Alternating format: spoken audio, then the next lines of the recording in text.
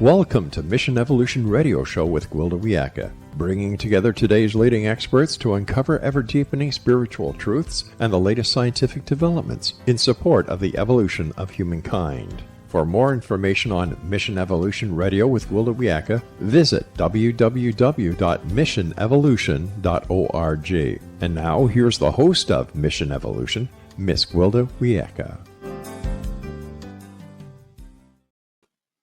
The environment, by its very nature, is unified, with every part impacting the whole. Yet in our study and understanding of it, we tend to break it down into parts such as botany, zoology, geology, and so on. Does this fragmented approach have us missing something vital? After all, the whole is greater than the sum of its parts. Mission Evolution Radio TV show is coming to you around the world on the X-Zone Broadcast Network, xzbn.net. With us this hour to delve into intersectional environmentalism is Isaias Hernandez. Isaias has a BS in environmental science from the University of California, Berkeley, and spent his college years working on a variety of diversity inclusion work in environmental spaces, academic research, and creative work. Mr. Hernandez is an environmental justice activist and educator. His website, queerbrownvegan.com. Isaias, thanks so much for joining us on Mission Evolution. Yeah, thank you so much for having me, Gwilda. Yeah, we tried to do this a while back and then had tech difficulties, so I'm glad we're going to pull it together today. Yes, absolutely. Yeah. So, when did you first become interested in environmental issues? Yeah, I love this question so much. So I think growing up in Los Angeles, my parents had immigrated from Mexico, and growing up in LA in a poor neighborhood, I realized I had lack of access to resources. So one of those very evident things that I saw growing up is my apartment was right next to the railroad where freight trains would pass every day at 5 a.m. So I'd get awakened up by then. That was my natural school alarm, I always tell people. And, for my majority of my life, I always wondered that, why is it that, people that look like me don't have the same amount of resources when I go to different communities in Los Angeles? And you can tell from, higher affluent income zip codes in the United States that they have more access to green spaces, they have fresh air, more access to clean water, and just abundance of green spaces. And so I think for me, the curiosity kind of started when I watched Al Gore's Inconvenient Truth. I was in middle school and obviously had come out back in the early 2000s. And I was just very fascinated by the term global warming. And I just was really confused of like, what does that really mean? And I remember very clearly it said that the benefits of global warming would be happier cows and fresh pastures for animals to graze on. And I said, well, that's a great thing for the animals, right? And I was totally wrong when I looked more into the research and science. And so I think being able to be curious as a young kid really got me to where I'm at today, being able to pursue environmental science and trained as an environmental scientist. And that just came from the fact of wanting to ask questions versus trying to be angry or be sad or confused around this. I think I had to really understand what it means to really understand the climate crisis today that we have. So, have you seen these issues progress since you first became involved with environmental um, meta- mentalism? Environmentalism, sorry.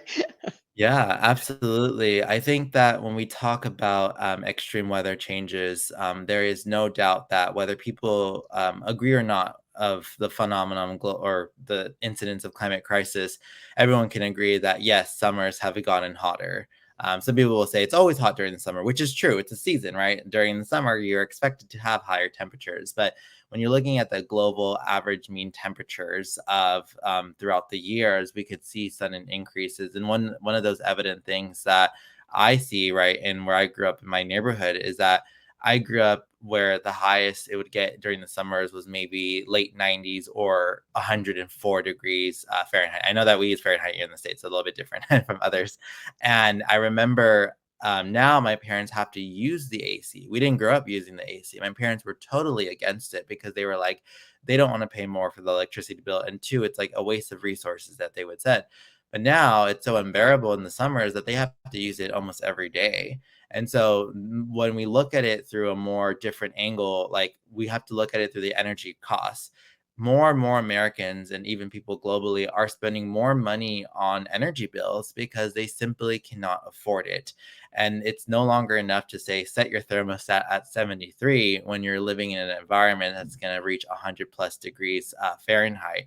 And so more and more, I think those are some of the sudden changes that I've seen, but also the biodiversity loss is very evident in wildfires. Obviously, we know that sometimes wildfires can be caused by individuals that are arsonists or pyromaniacs, but we also need to note that the loss of wildlife species due to the increase of severe drought has led to the severity of these wildfires.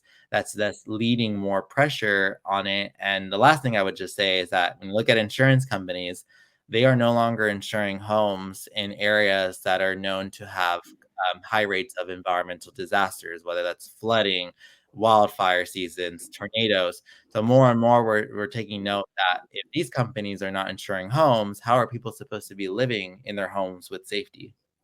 Yeah, it's scary to me what's excluded. It's like if I live in an earthquake area, I'm going to want earthquake coverage. I don't mind Yeah. paying for that, understanding that it's more likely, but we need to have it covered. And yet now, I live in a wildfire area, and a lot of people around me can't get wildfire insurance. I was kind of grandmothered in, if you will, but it's scary. I mean, what do you have insurance for if it's not going to cover the thing that's most likely to hit you? Absolutely, and this is the issue with insurance companies today is that their original missions have always come from this ideology of protecting its citizen, but many of these large monopolies of insurance companies today are no longer guaranteeing a safety net. And the issue with that, right, with the climate crisis, is that with any development of new projects like fossil fuels, insurance companies are the ones that have to approve it. So you need to have insurance for any company that's trying to build something to do that. Now, while these insurance companies are handing out all these licensings and these approvals for these new gas and oil projects, they are also turning back on its customers and saying, "No, we can't give you insurance in this area because it might be bad for us." And so when we're seeing that more of these companies are gearing their profits and their safety protections over these companies versus its customers, there is this lack of sense of morality, but also trust to its general citizen of like, what does it mean to be insured in an overheating future where my home where I want to buy now, I need to consider if it's going to be in a disaster zone and whether or not it's actually worth it to buy a home there. And the thing of it is, we don't have any way of knowing where the next disaster zone is going to be, do we? I mean, with all these changes. Exactly. No, we don't know. We do know that for in fact that as regions are going to get more drier and there's more droughts and more prolonged different differences in different seasons, we can tell a map that certain parts of areas due to high amounts of water drought are going to experience high amounts of wildfires.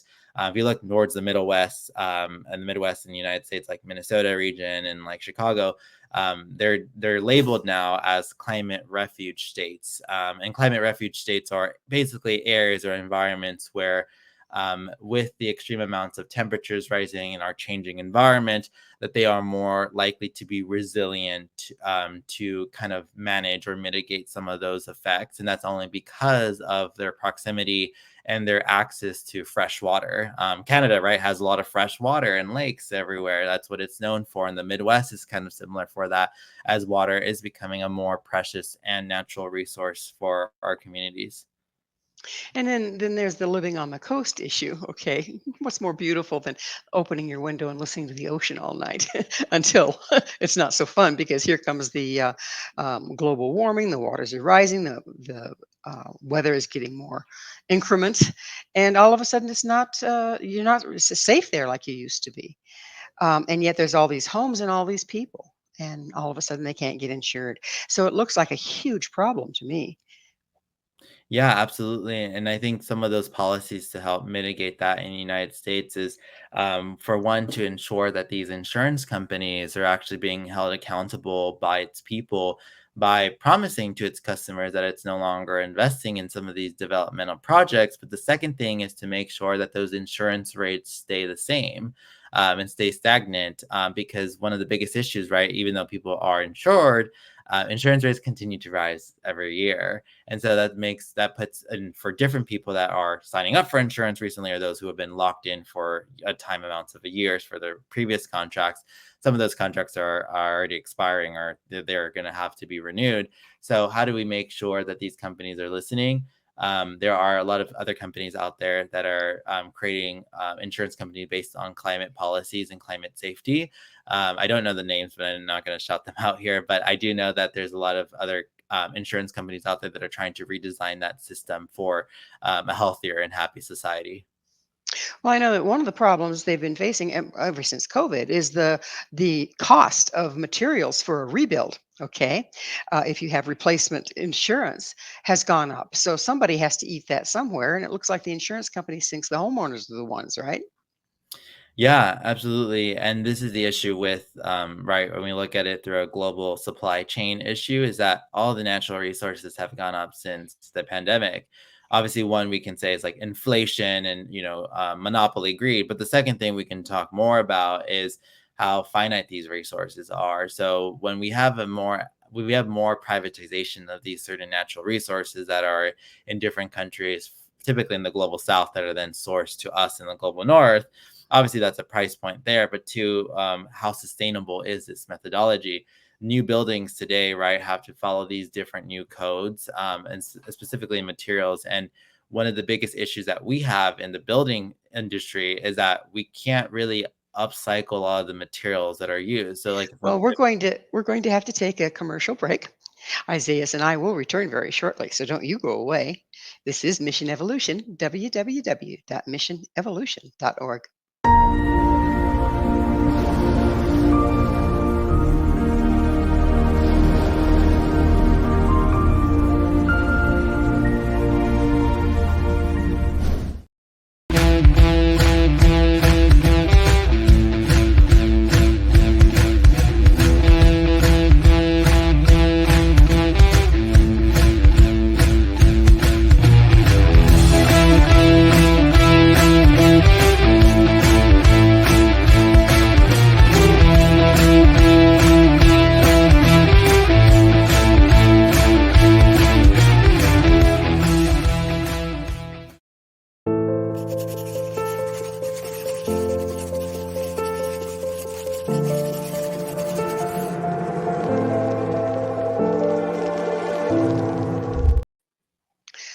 When you dissect a frog, is it still a frog or has it lost some of its frogginess? With us this hour discussing intersectional environmentalism is environmental justice activist Isaias Hernandez. His website, queerbrownvegan.com. Isaias, what is intersectional environmentalism? Yeah, absolutely. So, intersectional environmentalism is a more inclusive way to look at environmentalism that is a form that advocates for the people on the planet. So, when we typically think about environmentalism, we often think about long settler environmental conservation leaders, whether that's John Muir, Aldo Leopold, and so on, right? And these are very typically big conservationists that have been known in the United States for a lot of the establishments of certain conservation policies or the ways that America society has started to view conservation. Now, the issue around environmentalism, right, is in its past is that it has not done a really good job in establishing the well-established relationships that many indigenous communities had worldwide. And, some of these authors have even conservationists have even seen these indigenous people as using slurs around them. And so when we uncover the history around environmentalism, one of the popular things that I like to talk about here in the United States is looking at the 1960s and 70s Earth movement.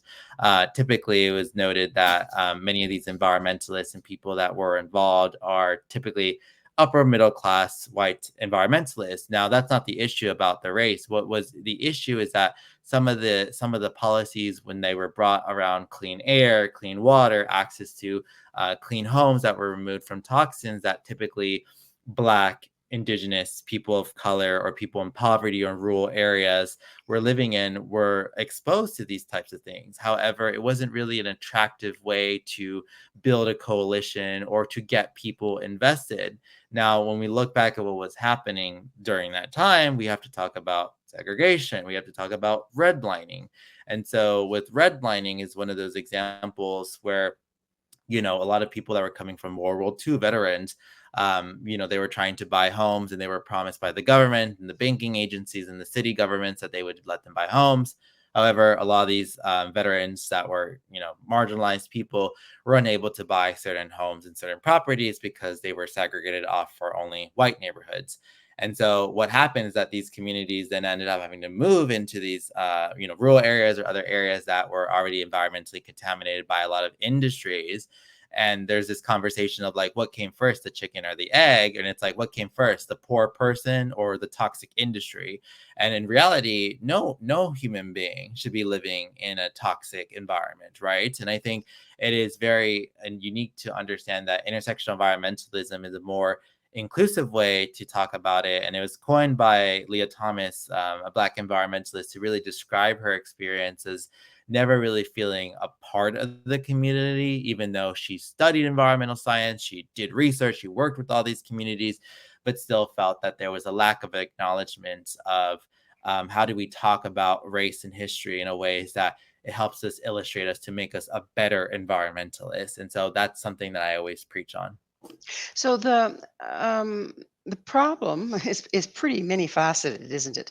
Because we have designed our entire way of life around unhealthy practices. How do you see turning that around, regardless of the color and the place where we're living?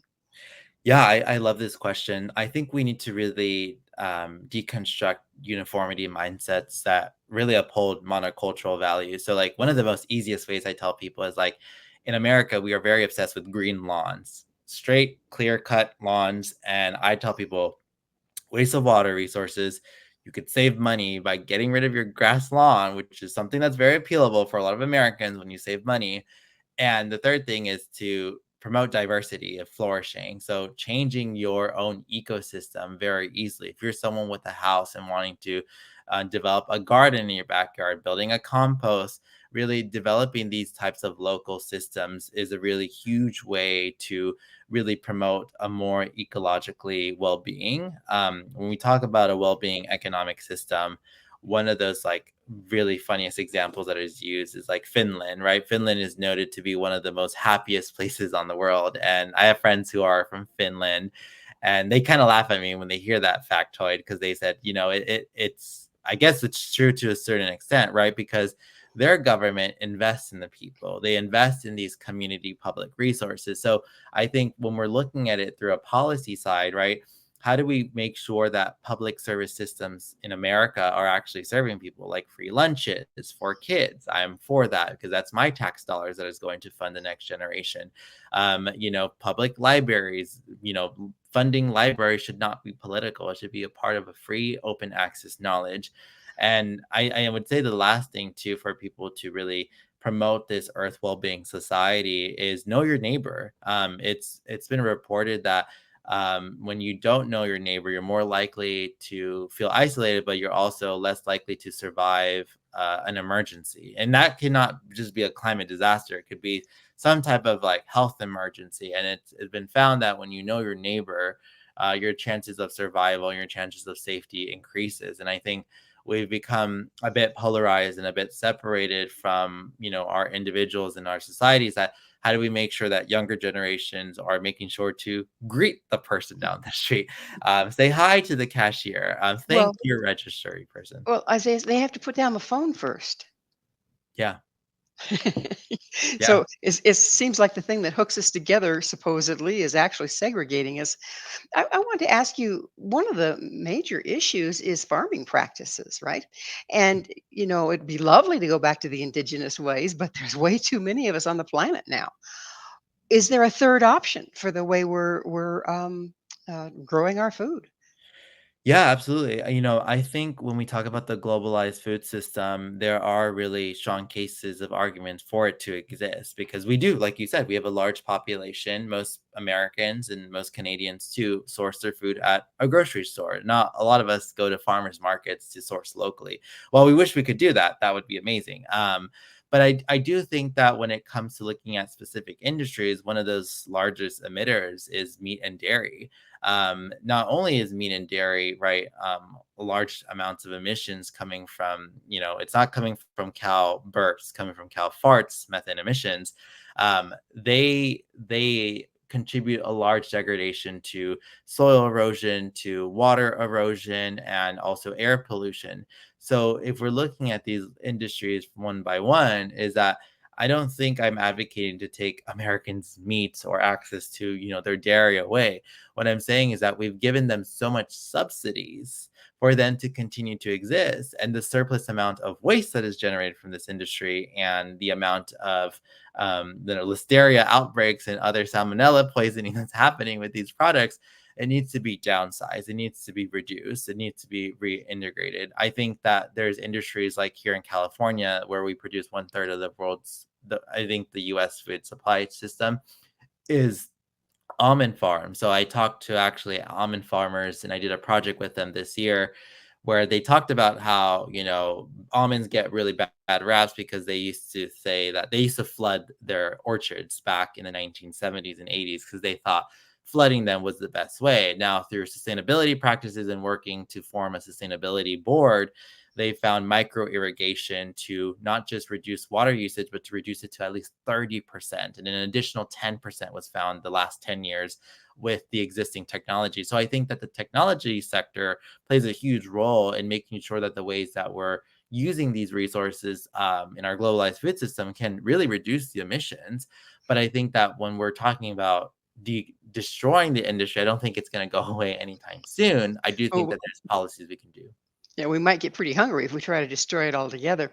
And Yeah. then there's also this time period between when the old is the majority and moving in with something more sustainable. That shifting time is very, very volatile, isn't it? Yeah, no, it is. And I think, when we look at these traditional practices, like the older practices that the industries use, we have to remember a lot of them use models of economic GDP output. So, like, if we're looking, for example, like at forestry, for example, and I remember learning this in a class, is that they use these outdated models that talk about the optimal sustainable yield. It's like how much can we cut down a forest before it collapses? So they find this equation, right? They use the ecological math and data and whatever. But we have to recognize that our environments have changed from that. So if we're still using data sets or trying to use our experiences of how good the soil was 20 years ago, 10 years ago, to what it is now, that's where it's dangerous. So I think updating those models to understand the quality of the soil levels everywhere and in the countries to make sure that food is still going to be produced, because we still waste a lot of food every year. I mean, it's a huge issue in America that it's such a shame that we see grocery stores throwing out food that they can't sell, and rather than giving it away, it's more profitable for them to destroy or throw it to the trash bin. Yeah, it's sad. And there's so many ways, particularly in a semi-rural area like Safeway here. If I go into Safeway and they'll give me their, produce that they can't sell, and I'll give it to my neighbor for chicken eggs. Okay, it feeds the chickens and the pigs. But when you're in a city, you don't really have that option. What would be an alternative? Yeah, I think that when, people in predominantly rural or like economically deprived areas are limited access to that, one is obviously what I've advocated from an individual lifestyle, right? Is growing your own microgreens. Regrowing vegetables is a huge thing. I mean, I regrow my green onions, just put it in a cup of water and they regrow, right? These are things that are based on survivable, but they're not based on realistic things of going to nourish your body for the rest of the season.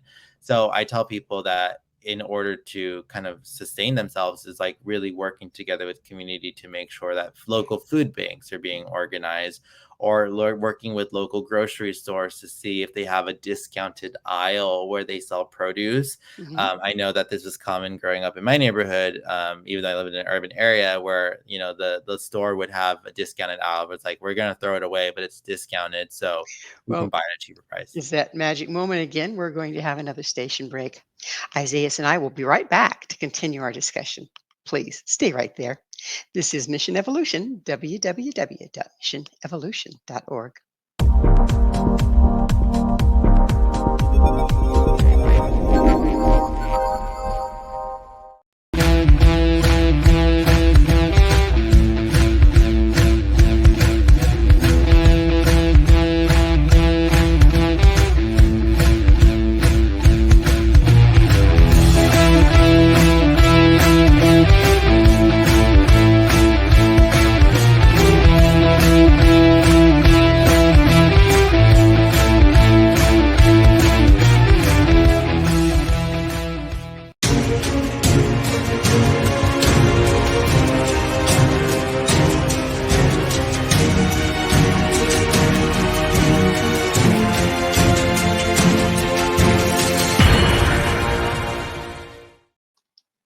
Are we really in an environmental crisis, or is denial just a river in Egypt? This is Mission Evolution, missionevolution.org. With us discussing the environment when viewed as a whole is Isaias Hernandez. His website, queerbrownvegan.com. Isaias, we've started mentioning that the guides that we had for being sustainable um, are archaic because our environment is changing so rapidly with global warming and everything else. What would you say is the part of a change that is impacting us most at this time? Yeah, I think that the change that's affecting us most right now is the high cost of living everywhere.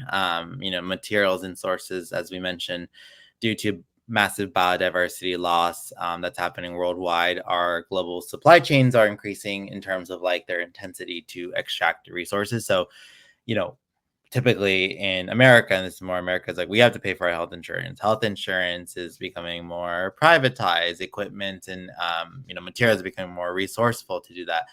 The cost of living, it's really hard to buy a home these days. Materials cost so much if you want to buy a home, or even if you want to build a home. It's not realistic for young people these days. I can talk about all these points, but I think that for me, we have to look more about the larger thing of like how this economic system has been designed. And it's been very designed through a linear model of extraction, raw materials, produce, sell, out to the landfill. How do we create an economy that's more circular? And so for me, when we talk about circular economies, it can be very scary for a lot of people because that means that you may take something away from them. But instead of actually framing it that way, it's actually framing it as a way of like, how do we use these resources more sustainably and responsibly to make sure that not only your family is protected, but the family after you, your next generation of kids are protected. And so when we reframe it that way, I think that there's more of this understanding that everyone is in this planet. This is all our homes, and this is a very scary thing to experience. But there's a lot of ways in which other countries and other cities have already been designing circular economies, whether that's through different industries that we consume, from fashion, media, technology, and other things. What do you mean by circular?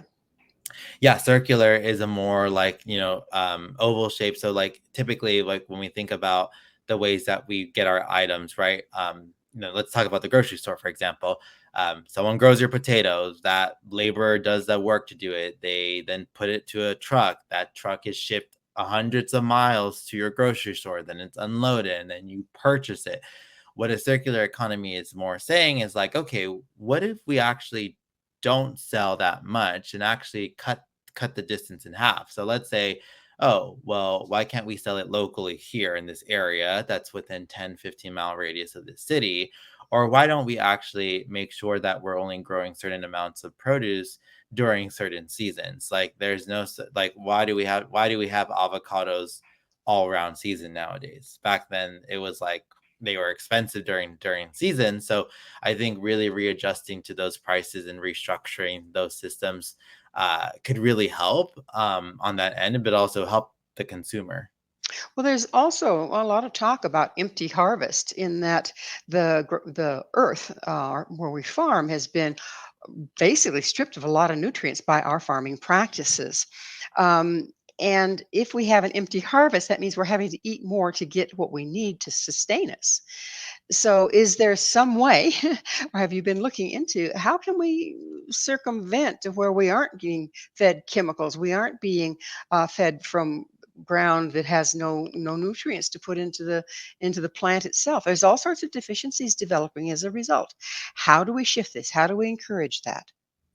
Yeah, so I think from a policy more global level with our government is pushing for policies that advocate for regenerative agriculture, which regenerative agriculture is basically a term to say agriculture that uses all ecological beings. So it uses animals, it uses plants, it uses, fungi, the flora, the fauna, but it doesn't use heavy amounts of insecticides, fungicides that typically have large concerns over its degradation towards soil environment. And the next thing I would say that for people that trying to make sure like well, my soil levels are going down, is growing your own compost. I always say this really great example is that I built my own slow compost outside, which I use that compost into soil to grow my garden. So I grew watermelons, I grew sunflower seeds, I grew onions, like I grew strawberries, all of these things just by making sure that every produce I ate was composted naturally. I think a lot of people think that you need to do all these like insane things of worms and everything. I did the slow compost method of just using dry leaves, food, only fruits and vegetables. You can't put meat or fish into compost. I don't think maybe it does compost, but I've heard it doesn't. So I don't know about that. But, being able to build my own compost has really built a lot of more agency for me to understanding why we should protect our soil. I think when humans are given tasks to do and recognize having to take care of it, they're more inclined to protect it. And so I think we have to also ban subsidies from larger industries that are using these types of chemicals, right? Because we're giving them so much money, and it does not make any sense for the American people that we are using that. And also, the third thing I would just say is banning other foreign countries from buying land or using our resources, because there's other countries in America using our natural resources to grow food for their countries that then is being shipped internationally. And I don't think that makes any sense when we should be growing certain produce for animal livestock feed. That's not sustainable in certain environments. Like in Arizona, we're growing alfalfa that's being shipped to Saudi Arabia, which does not make any sense. Well, probably does to Saudi Arabia. It's pretty barren over there. Yeah. Um, the subsidy, I would, is there something in the works to get the subsidy going towards environmentally sound practices versus the typical farming practices? Yeah, there is the Farm Act, the farm bill that's actually being pushed right now in the United States to make sure one that workers who typically work in these industries that are typically undocumented get paid a fair living wage and have access to pathway to citizenship.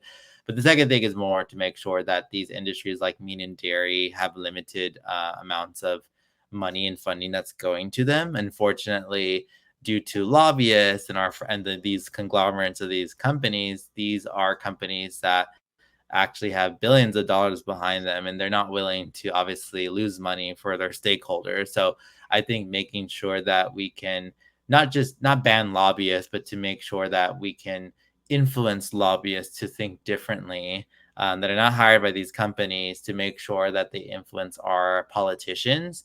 Unfortunately, it is true that you can't approach a politician and say, go vegan, right? That's not going to work. They're going to look at you and say you're delusional. But what you can do is actually call your local office and talk to them about, what are the initiatives they want to support? What is it that they're trying to contribute? Because a lot of these politicians serve farming communities. So the best way to do that is by educating and meeting those farming communities and understanding what their needs are. And a lot of them right now are bankrupt because they don't have enough money and they're already in massive amounts of loans through these companies of having to grow cattle or having to grow chickens and other things like that. So, one thing that we briefly touched in on is the individual starting to produce some of their own food. Now, a lot of people live in, say, a high-rise apartments, but I've seen where they're using the roof, flat roof, and have growing things in containers. Okay, I lived in town quite a while ago, and I had a very small yard, but within that yard, I had garden. I had a composter. I had chickens. Okay. And I was able to produce quite a bit of the food that I needed just in my little postage stamp sized yard and still have the yard look nice. Are there any programs out there that are starting to teach people how to do this? Because it's not impossible by any means. Yeah, this is so good to know. I know that, I'm really privileged to live in California. I always say it could be its own country if we left the United States. One of those things is that I love about California has very progressive environmental policy. So we're really known to pushing that. And one of those policies that we're trying to get is to green schools. So like when we green schools, we don't just talk about like, oh, make it eco-friendly. We're actually implementing gardening programs and curriculums for young kids to get invested in the environment.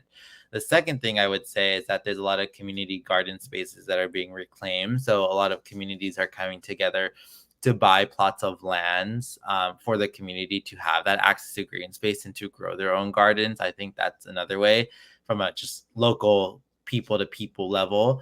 And the other thing is like for people just wanting to learn more is that, I found resources like YouTube to be very beneficial, but also, more than everything, I tell people like older people know much more wisdom to be able to teach you a lot because they take care of their lawns really well here in America, the older folks. So I always say, like, take note of how they're growing and how they're taking care of their properties, because I do think that when you really meet with someone and talk to them about their practices, you actually are more inclined to adopt that practice. The elders have been kind of pushed to the wayside, unfortunately, and all of them are great wealth of information. Should we choose to listen?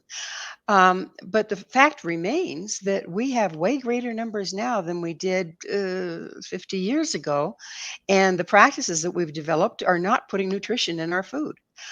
Um, can we find a way to blend things? We can't go back to the old indigenous ways. There's too many of us, but there's a lot of indigenous ways that we could possibly implement.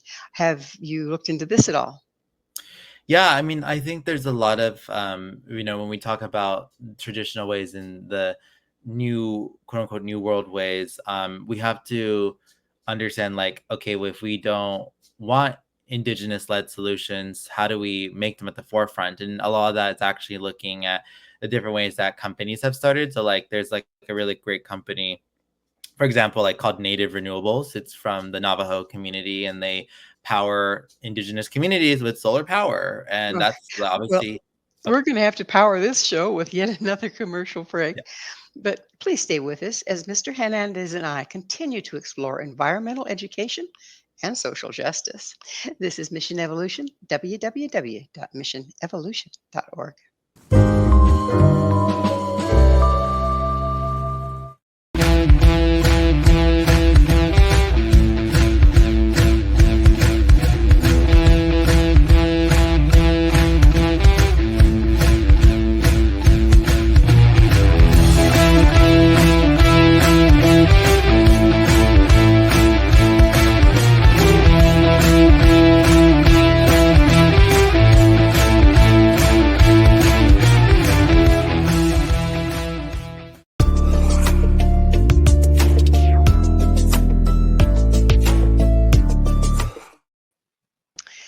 So we're really in an environmental crisis.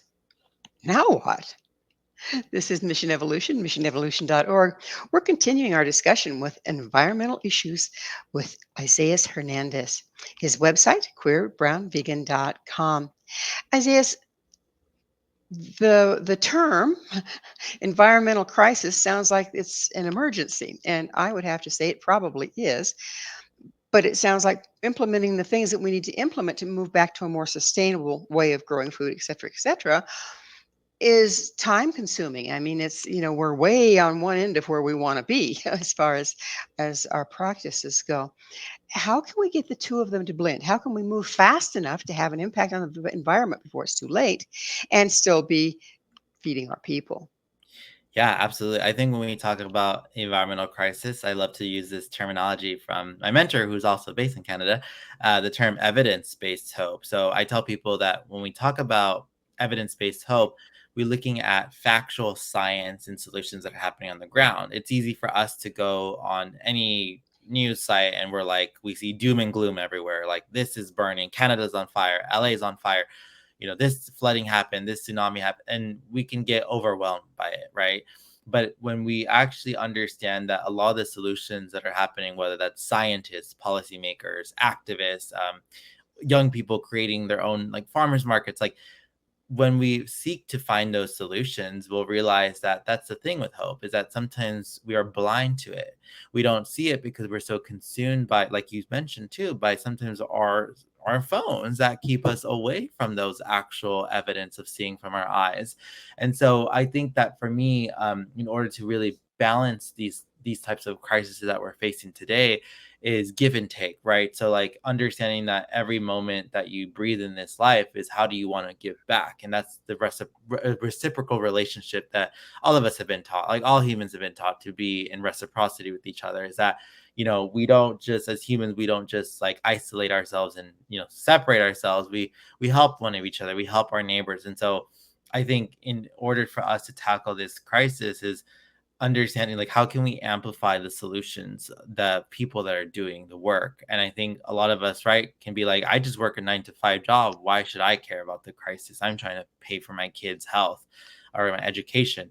We don't want to expect everyone to be that environmentalist hugging trees, but we do expect you to understand that if there's solutions happening on the ground, to find them and to ask for them and to demand for them. Ask your city government for them. Ask them like, what are their plans for it? Because they represent you, you don't represent them. So, starting at grassroots, if you will, if as many people that can just start a little home garden, that might seem very, very small. But if we think back to the World War II, I believe it was, they had victory gardens. Okay. And they worked really well. And we had pretty good, decent population then. Of course, we have much greater now. How reasonable is it for us to do what they did then and have victory gardens that don't have to be shipped halfway across the continent or the world? Yeah, I mean, I think it's possible to do it. I don't think it's right, like you said, it's not the full solution, it's a part of the solution. So I think that if we're able to reinvest in community gardens, it's a huge appetite for a lot of communities.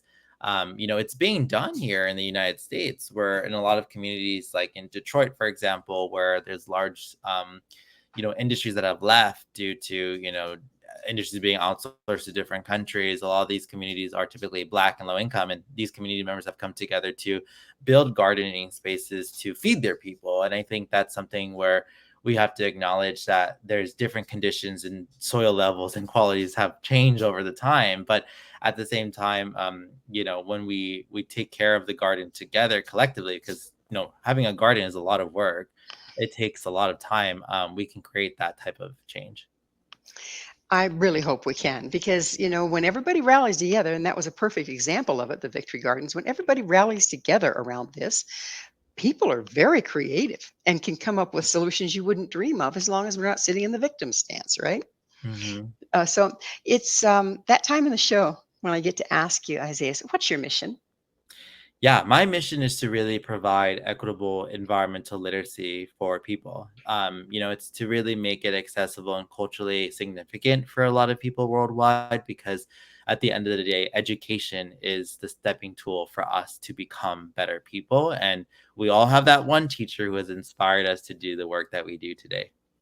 Some of the I think some of the fly in the ointment is that the educational system is designed around passing the tests that are out there, right?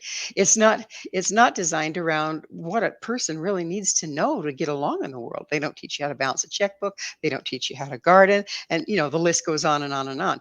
Do you see programs coming to the fore that could start providing some of that for the children? Absolutely. I think there's a huge shift for the green economy. And when I mean green economy, it's like, green jobs. So, like, there's a huge investment from governments worldwide that are investing in green technologies or making sure industries are starting to follow more green initiatives. And so, I think for young people specifically, what really excites me is that they are going to be exposed to a new generation of environmental knowledge that I was exposed to as a kid, because as a kid I was like, I took the school bus, it was powered by gas, and seeing how schools are now using electric buses, which is pretty cool because I didn't think that could happen. These are all small steps that are being taken, but I think that teachers have a really huge duty to continue making sure next generations of kids are environmentally aware and conscious, because that is their home. And I think the more that we draw those connections, the better. And by the time they become adults, they have more of the tools to take care of the earth rather than exploit it. Yeah. That sounds wonderful to me, and I'm seeing a lot of brilliance in the children.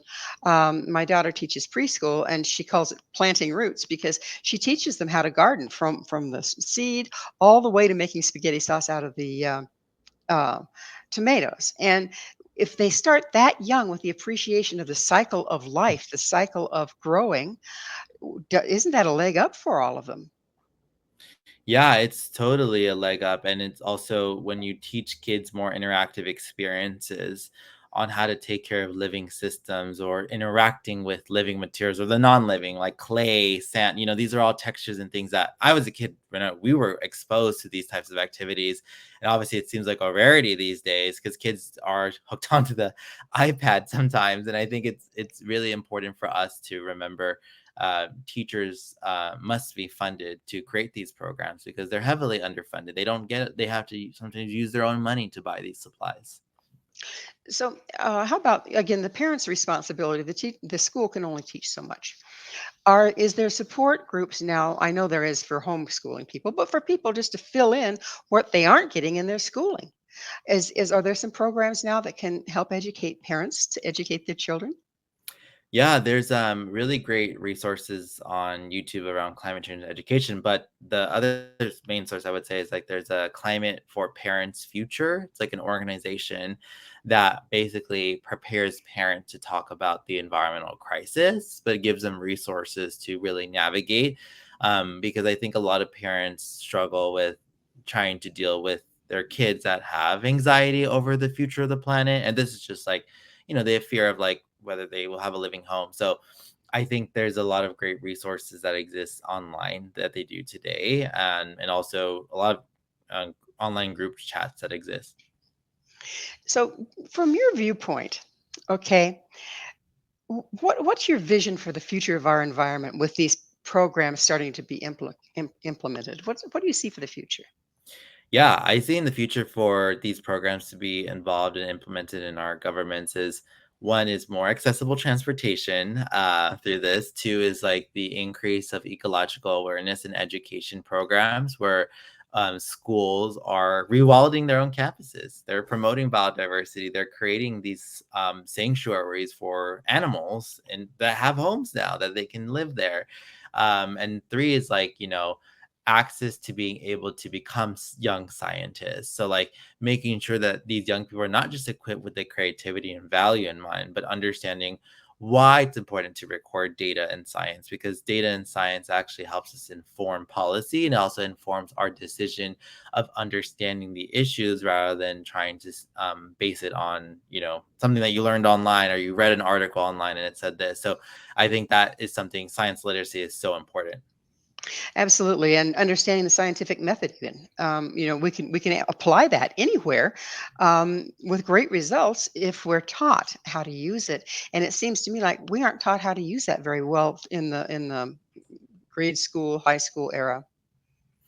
Yeah, no, we aren't taught that well. I would say that, I have cousins who are asking me for help in terms of like their science classes, and honestly, it's not that they're not inadequate, but it scares me of like how much data and science I was taught as a kid, and that curiosity you had to now it's more like answer the question, you get it right or wrong, and there's no sustenance to that. There's no flavor, there's no storytelling. So I think it's important that when we approach science literacy that we tell a better story to get young people invested in these types of fields.